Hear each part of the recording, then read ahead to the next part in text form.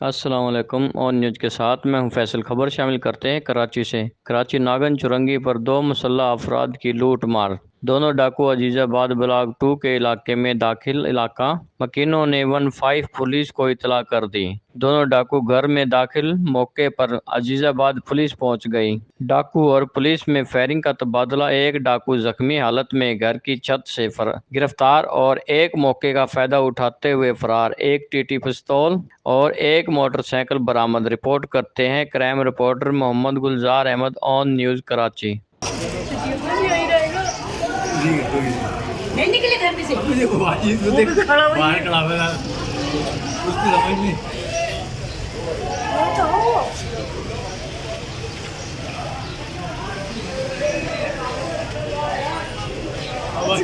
भाई उसको पता ही नहीं, उसको आवाज ही नहीं आ रही है। वो तो अबे वो पानी के वो पता नहीं क्या बात है। देखो बात तो नहीं मालूम। निकल के आ रहे हैं, गली में से निकल के आ रहे हैं। वो भाई अरे तुम मजे लो। एक ही था खाना बिल्डिंग में एक ही।